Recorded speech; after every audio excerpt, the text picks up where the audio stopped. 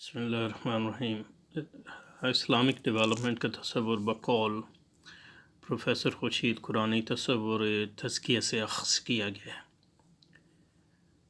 بقول پروفیسر خورشید تزکیہ سے مراد پاکیزگی اور بڑھوتری ہے، یعنی گروتھ۔ تمام انبیاء کرام علیہم السلام کا مقصد انسانوں کا تزکیہ کرنا تھا تاکہ ان کے تعلقات دوسرے انسانوں سے، مادی وسائل سے، ریاست سے پاکیزگی اور بڑھوتری کا ذریعہ بن سکیں۔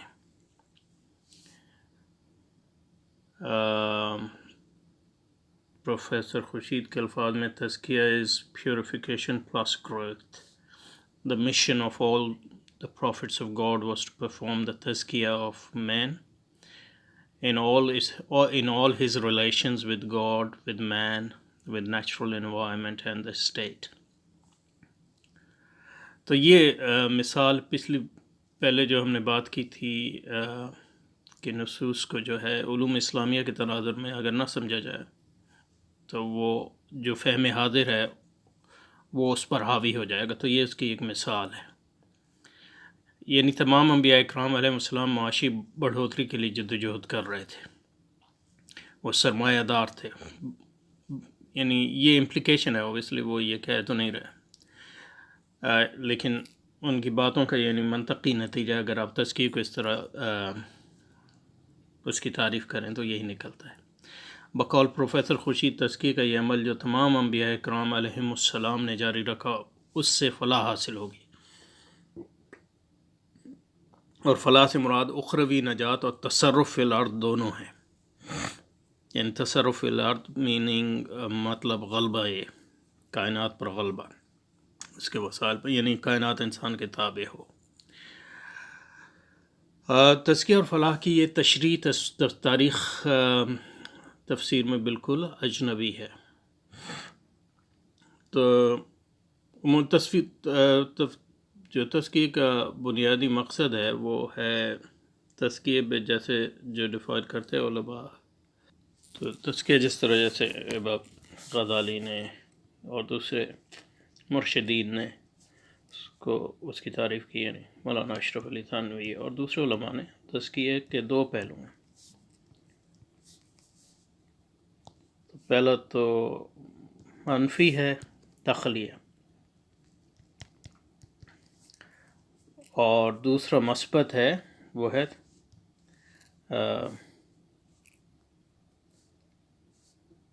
تحلیہ۔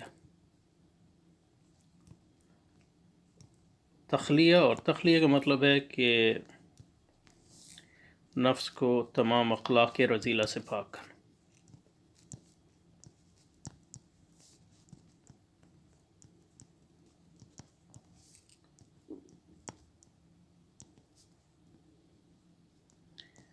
یعنی اخلاق رذیلہ جیسے حرص، حسد، بغض، ان سے نفس کو پاک کرنا۔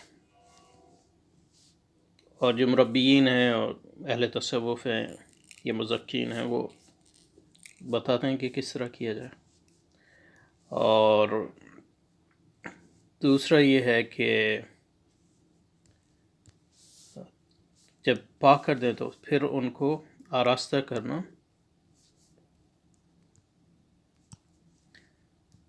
اخلاق حسنہ، اخلاق حمیدہ اور اخلاق طیبہ جیسے۔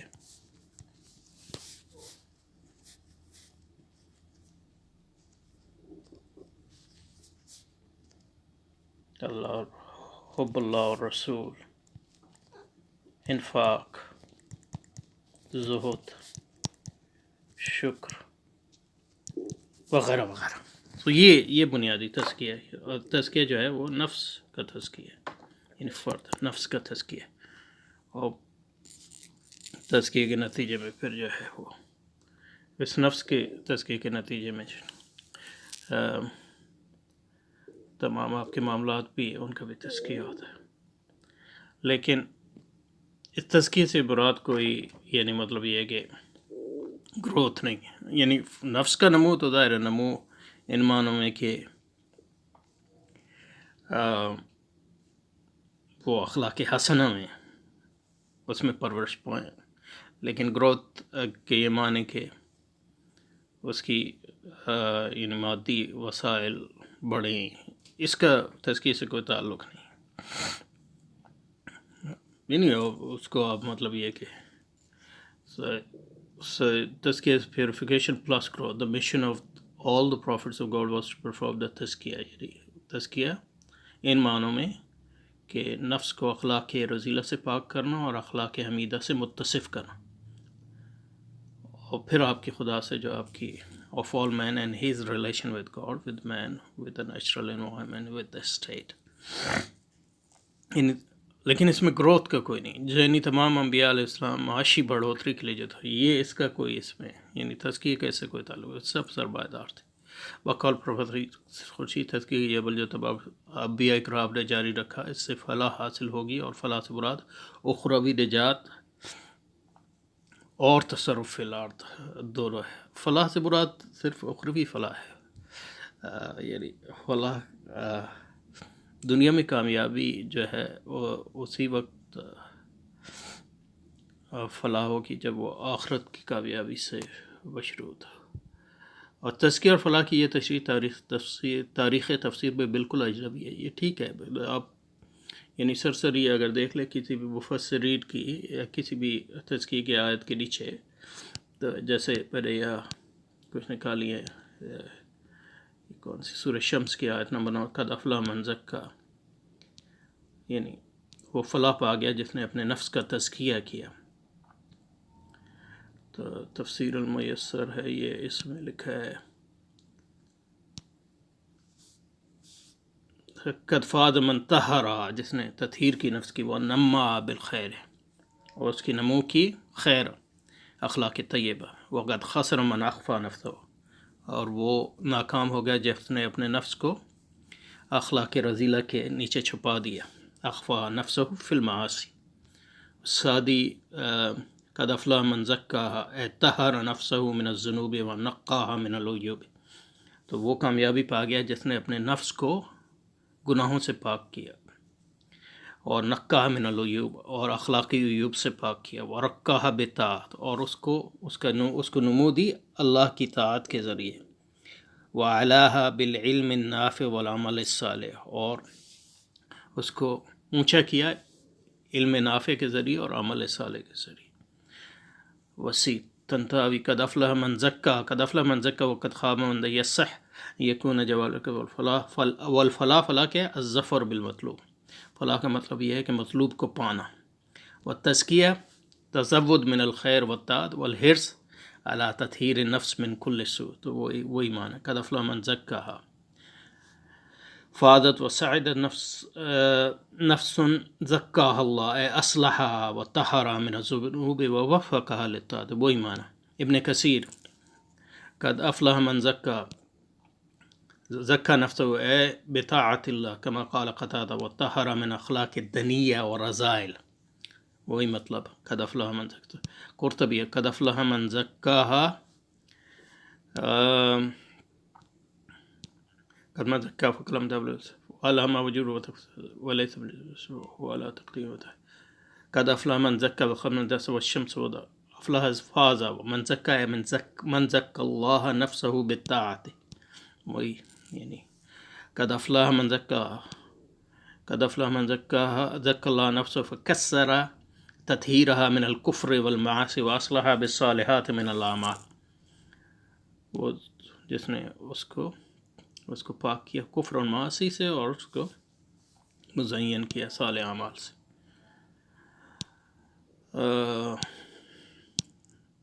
وہ ایمان ہے. ابن عاشور کا افلح من، یہ جدید تفسیر ہے. یجوز ان تکون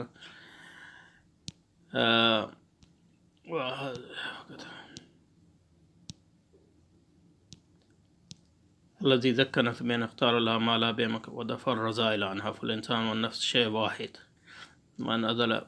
منزلة الشيئين باختلاف الإرادة. والتزكية زيادة من الخير. وہی معنی تزکیہ مطلب تو یہ کچھ تفسیر ہے. تو یہ بالکل درست ہے کہ یہ تفسیر جو ہے تذکرہ فلاح کی، یہ تفسیر تاریخ تفسیر میں بالکل اعجبی ہے. راسخ العقیدہ علماء بشمول مولانا مودودی نے کبھی بھی تذکرہ فلاح کو بڑھوتری سرمایہ اور حصول دنیاوی لذات کا ذریعہ نہیں بتایا، بلکہ ہمیشہ دنیا کی ہیچ ہونے کا تصور اور فقر کو غنا پر ترجیح دینے کی تعلیم دی. عمومی طور پہ مولانا مودودی کے بارے میں یہ بات صحیح ہے، لیکن اب میں نے بہت عرصہ ہوا مولانا مودودی کو پڑھے ہوئے، تو میں یہ نہیں کہہ سکتا کہ ان کی تحریروں میں جو ہے کچھ بھی اس کی یعنی مطلب یہ ہے کہ جواب موجود نہیں ہے. لیکن پروفیسر خورشید ایک ترمیمی مفکر ہیں، اور ترمیمی مفکرین نصوص صحیحہ سے اپنا مطلب کے معنی اخذ کرتے ہیں. یہ مطلب کے معنی اخذ کرنا یعنی یہ مطلب یہ ہے کہ قرآن کی جو ہے تحریف ہے ان معنی میں، یہ یحرفون الکلم عن مواضعہ، یہ اسی کے تحت آتا ہے.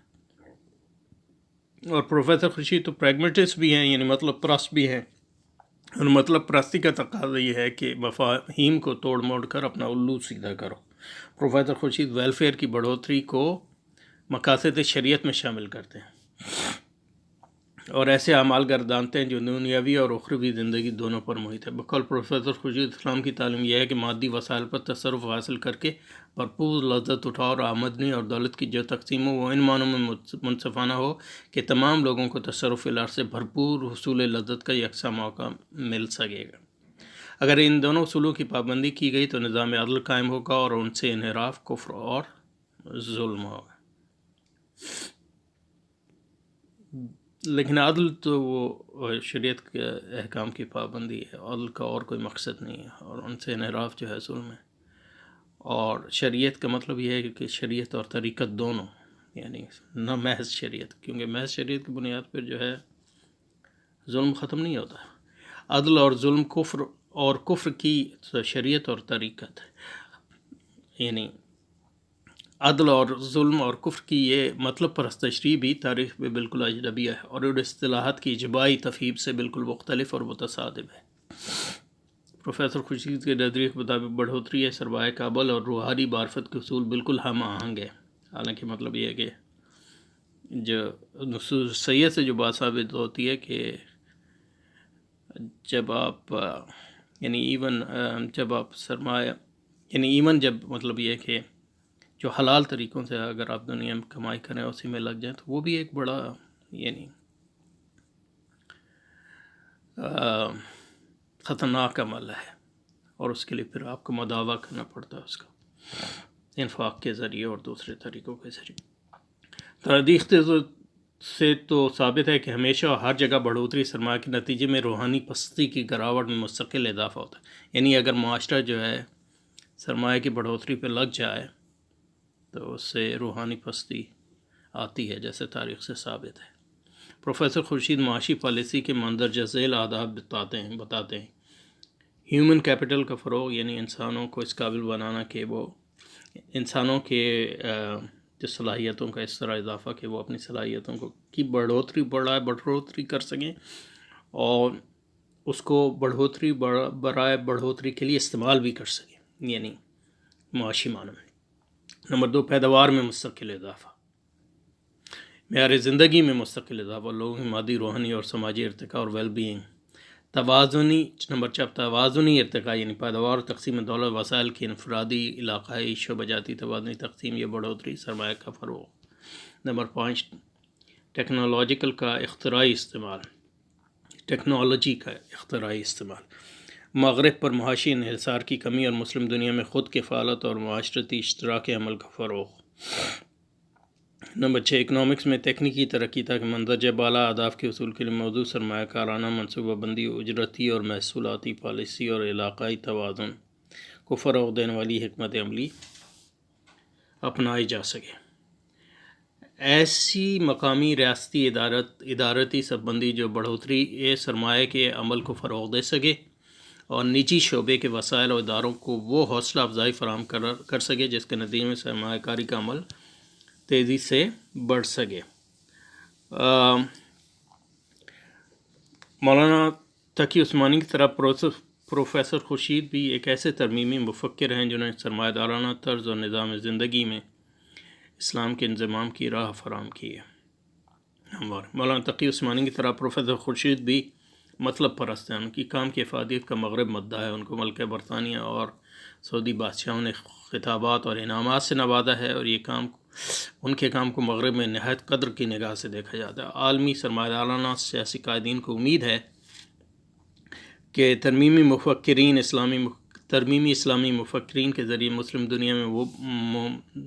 دنیا میں وہ مجاہدین اسلام کو معاشرتی اور علمیاتی سطح پر شکست دینے میں کامیاب ہو جائیں گے، اور مطلب پرست ترمیمی اسلامی مفکرین مغرب کے اس احساس سے بھرپور فائدہ اٹھا کر اربوں ڈالر کما رہے ہیں۔